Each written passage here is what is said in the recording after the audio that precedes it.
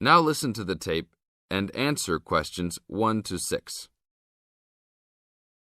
How can I help you, sir? Hi, I'm interested in renting an apartment in your building. Can you show me around inside? Sure, my pleasure. Do you know what kind of apartment you're looking for? I'm thinking of something for my best friend and I. The apartment doesn't have to be too big, just something comfortable for the two of us. I'm looking for a kitchen, 2 bedrooms and a bathroom, just something simple. Okay, well, let me show you what we have to offer. We divide our apartments into 3 categories. There are standard apartments, upgraded standard apartments, and luxury apartments. Please follow me. This apartment just went up for rent yesterday. The old tenants moved into a larger one. This apartment is what I call the standard apartment. It's small, but has everything you need. The kitchen comes with a refrigerator, an oven, and a stove.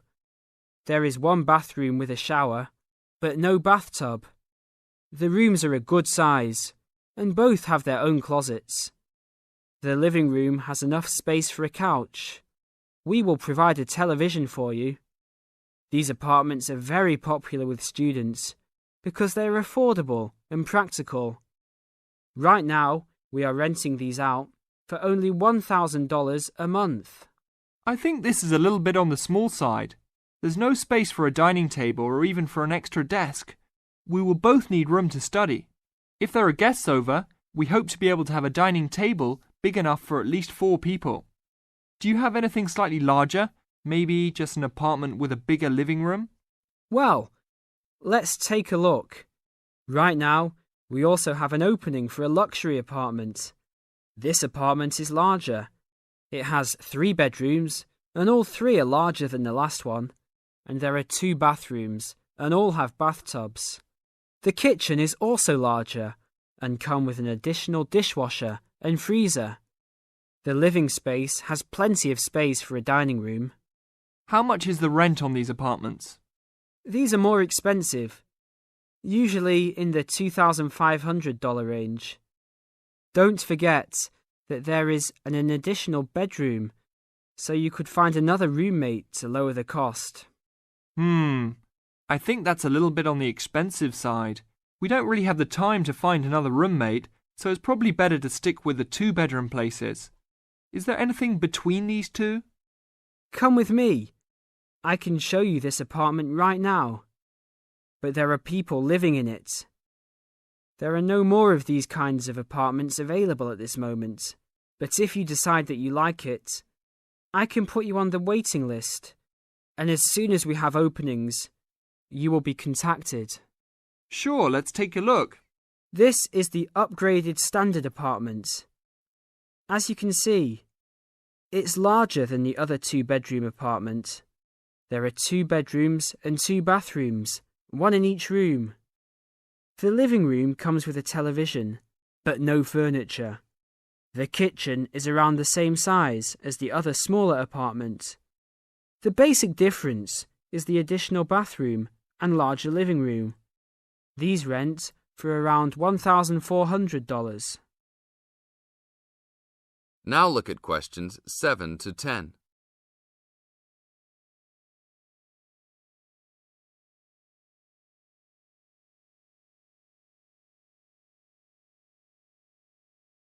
Now listen to the tape and answer questions 7 to 10. Seems like a good deal. Do you know when an apartment like this will be available? That's hard to say.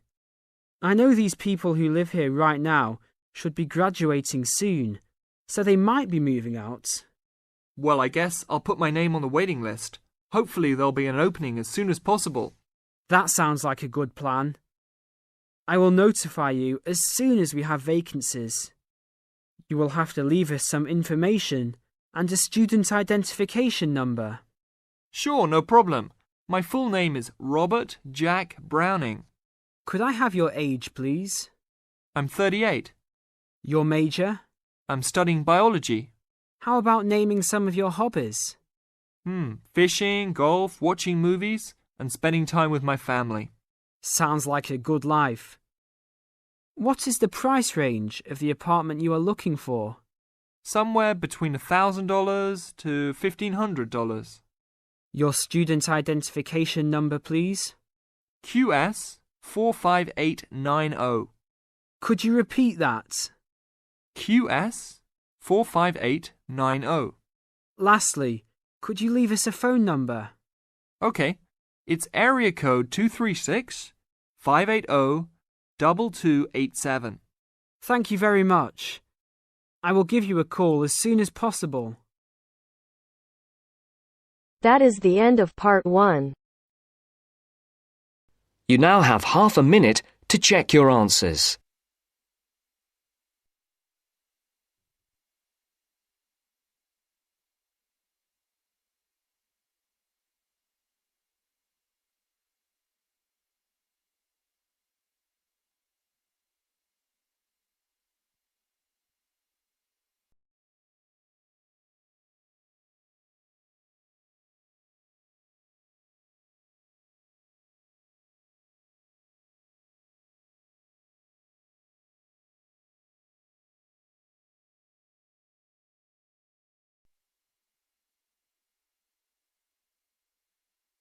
Now turns to part 2. Part 2. You will hear two students talking about a school project. First, you have some time to look at questions 11 to 15.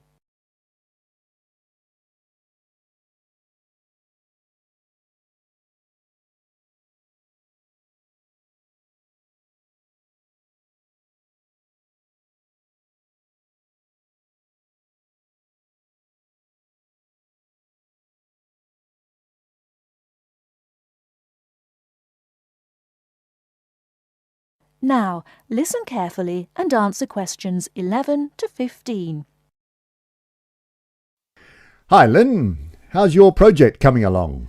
Oh, not very well. I've got all the information, but I can't seem to organise it into a presentation. Well, you'd better hurry. You only have one more week. Yes, that's okay. It's just that... Well, why don't you try your presentation on me? Maybe I can help. Oh, really? Great! Okay, well, I've chosen solar power for my subject, and I'm going to talk specifically about domestic water heating. You know, like the ones popular in America. I've got some facts here. Oh, that's good. But just start your presentation from the beginning. Oh, right. Well, here we go then. There are many reasons why we should be looking elsewhere for energy sources. As most people are aware, fossil fuels and other such non-renewable sources are by definition finite, so something needs to be in operation soon.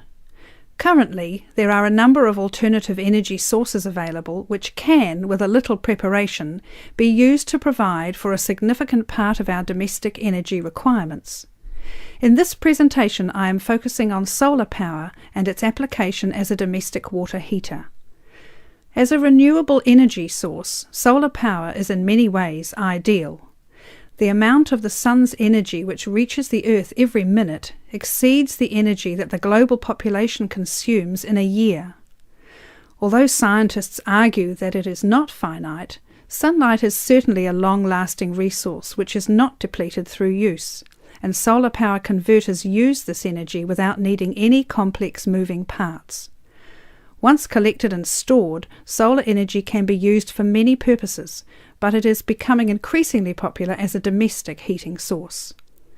Generally, a building that is heated by solar power will have its water heated by solar power as well, and this has even worked in areas that are not exposed to long hours of direct sunlight, such as the United Kingdom, although not so well as in warmer climates.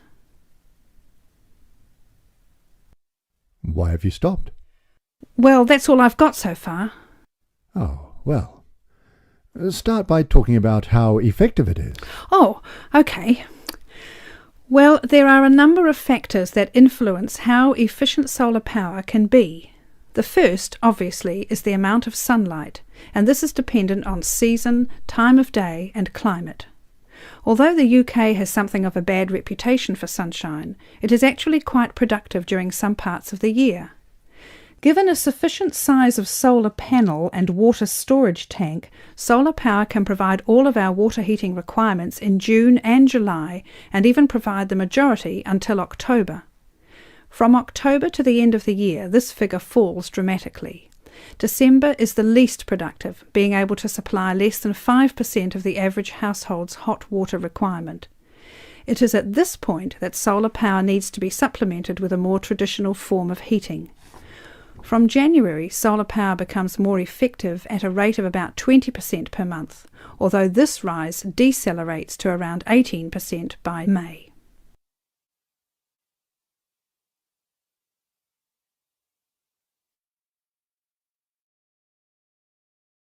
Before you hear the rest of the talk, you have some time to look at questions 16 to 20.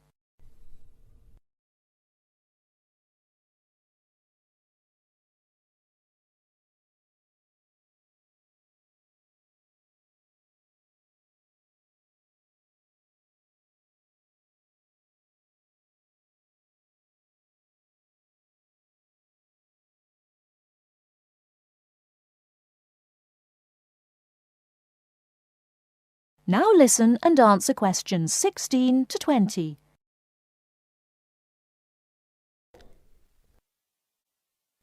Now say something about this water heater.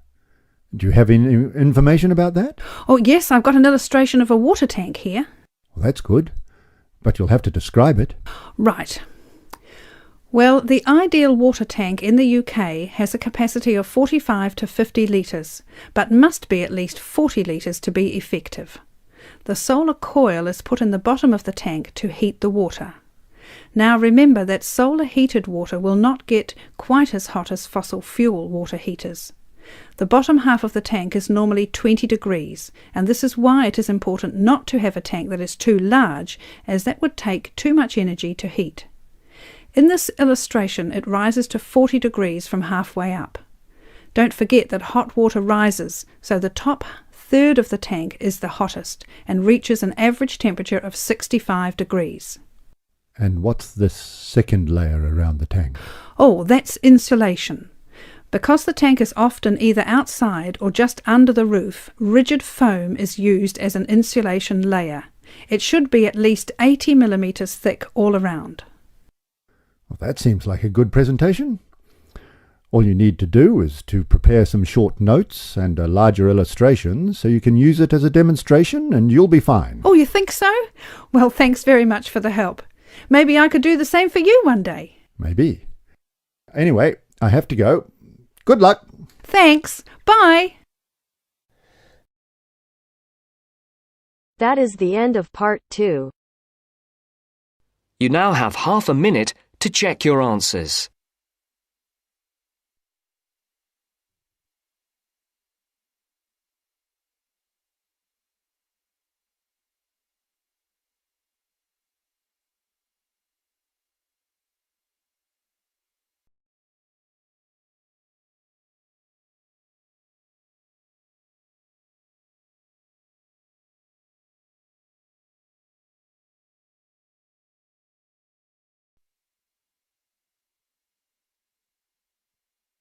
Now turns to part 3.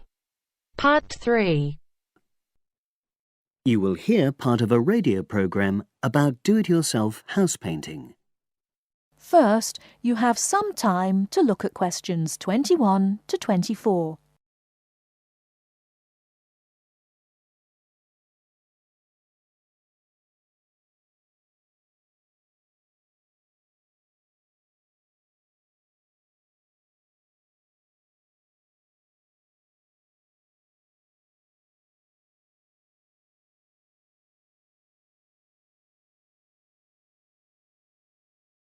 Now, listen carefully and answer questions 21 to 24. Good morning, everyone, and welcome to our weekly series on home improvements. Today's program is about do-it-yourself house painting. There's never been a better time for people who like to do their own interior house painting. Although people still lead very busy lives, thanks to the availability of various new DIY materials, you can now decorate your home in a more efficient and a more environmentally friendly way. In 2009 alone, approximately 53 million litres of the paint that was sold in the UK were left untouched. That's enough to fill 21 Olympic-sized swimming pools. It's easy to overestimate how much paint you'll need to decorate your room if you use guesswork. And if you know exactly how much paint is needed, you avoid unnecessary waste. There are automatic paint calculators available now. Most of the major paint manufacturers provide them. Look on their websites or just Google paint calculator and see what comes up. Then simply measure the circumference and height of the room in metres, enter this into the calculator along with the type of surface you're painting, and it will tell you how many litres of paint you'll need. But if you do end up with leftover paint, you can donate it to an organisation like Community Repaint. They will take the paint from you and redistribute it to local charities and voluntary organisations, so it goes to a good home. You can find more information about Community Repaint on communityrepaint, all one word, .org.uk.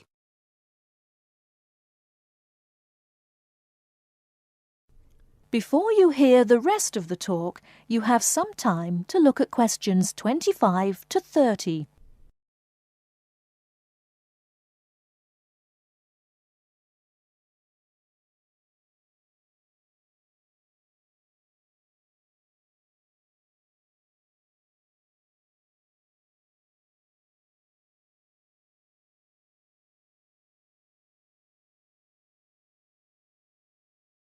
Now listen and answer questions 25 to 30. Another way of avoiding paint wastage is to check you're completely happy with your colour choice before starting to paint. For example, you can get a small sample of the colour you're thinking of using, then paint a board and move it around the room, so you can see how it looks against your furnishings and in different lights. Also, it's always better to buy high-quality paints because you get what you pay for. If you buy cheap paint, you might need to apply 2 or 3 coats to achieve the same coverage that you'd get from 1 coat of a good quality paint. You could also spend a week on a job that could have been done in a day or 2. And consider the environment. Most paint manufacturers now sell water-based paints that don't contain harmful chemicals or give off harmful odours, so get one of these. You can also buy paint that's packaged in recyclable containers. There's a lot more choice than there used to be. You can only do a good job which will last if you prepare the surfaces thoroughly before painting. In fact, in many ways, if you want to do a professional-looking job, this is more important than the painting itself. If there are any cracks or patches of loose plaster, painting over them won't solve the problem. Take the plaster out and fill the holes, allowing enough time for the new plaster to dry. And you won't get a smooth finish if the walls are dusty or greasy. So washing with water isn't enough. Use a solution of decorator's soap and rinse well with warm water afterwards. When you're ready to paint, we suggest you use a medium pile roller for walls and ceilings. A lot of people tend to use short pile rollers, but these give a patchy finish, and that wastes paint and time. Similarly, long pile rollers can create a thick textured effect, which looks messy. The same goes for brushes. The stronger the bristles, the easier they are to wash and reuse. And as you've chosen a water-based paint, clean your brushes with cold water because it's more energy efficient that way. As you're decorating, keep transferring small amounts of paint into a tray and keep topping it up when you need to. This reduces the chance of it being contaminated by dust and pieces of dirt. And finally, water-based paint doesn't have a lingering smell, so that's not an issue anymore. But it's airflow rather than heat that helps the paint dry quicker. So, to help finish the job in the quickest time, leave your doors and windows open. The faster the paint is dry and the job finished, the quicker you can start enjoying your room. In tomorrow's program, I'll be giving some advice on... That is the end of section 2. That is the end of part 3. You now have half a minute to check your answers.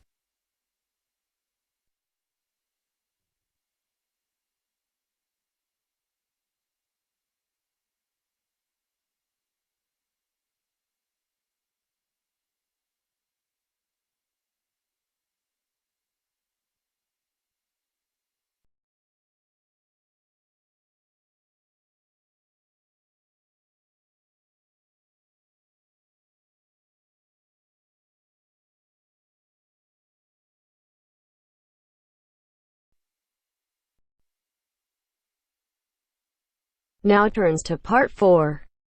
Part 4. A second session on interview skills. First, you have some time to look at questions 31 to 40.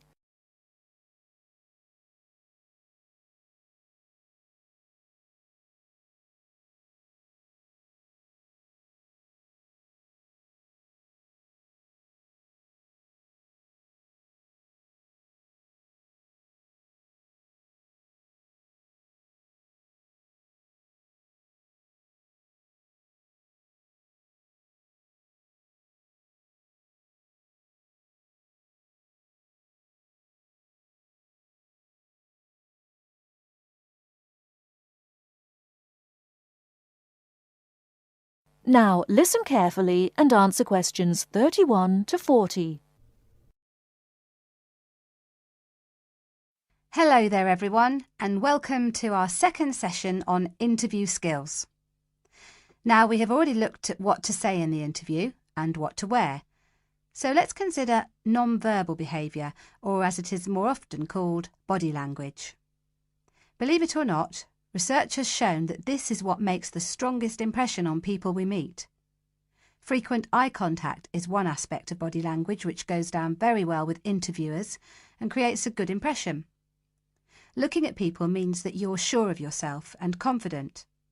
In fact, one famous car company even makes a note of the level of eye contact candidates make during their recruitment process for this very reason. So it is very important to maintain eye contact. But be careful how you do it. Avoid staring, as this is a sign of hostility. But avoiding eye contact altogether and looking away or down is even worse. But the general message is maintain that eye contact. Believe me, the eyes have it. Now, along with eye contact, smiling is one of the other important non-verbal actions which say more to the interviewer than any answers you give.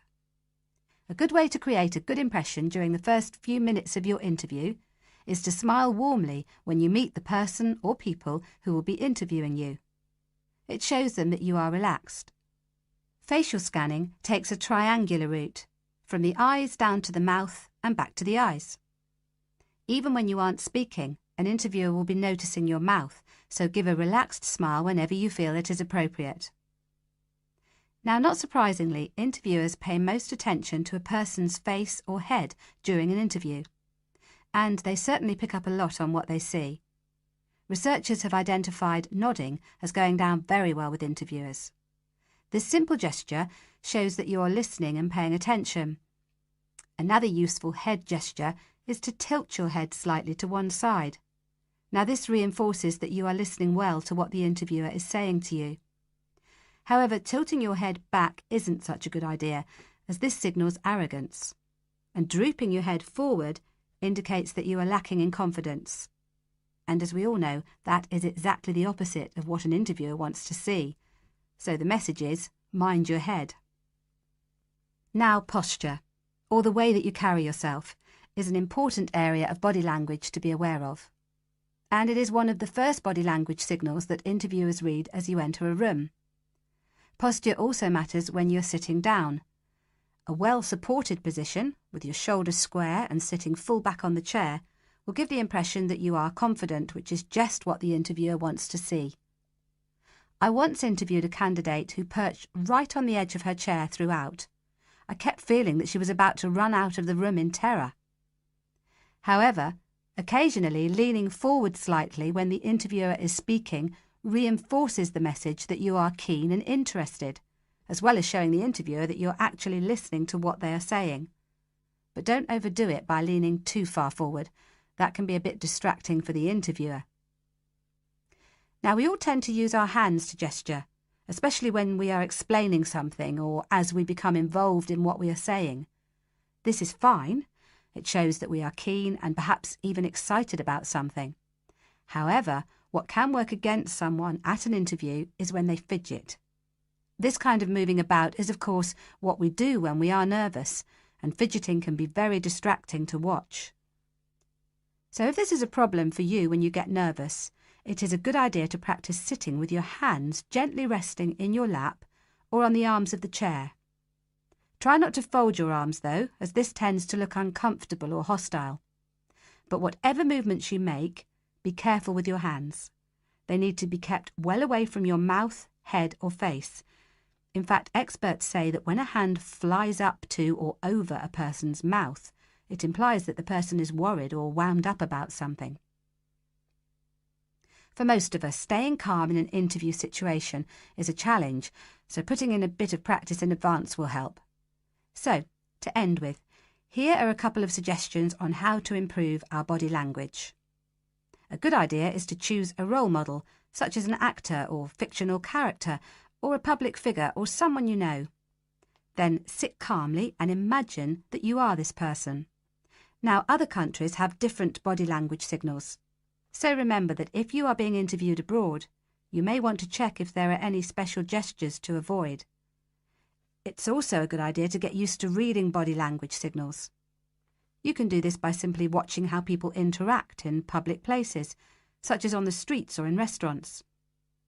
And finally, when people have struck up a rapport, it is reflected through the natural mirroring of each other's body language movements. So you can use this to your advantage by occasionally mirroring the interviewer's own movements. For example, if they lean over to one side, you can do the same a few seconds later. It helps to create a special effect known as similar to me. But don't do it too often or the interviewer will notice. Now, any questions before we move on to interview listening skills? That is the end of part 4. You now have half a minute to check your answers.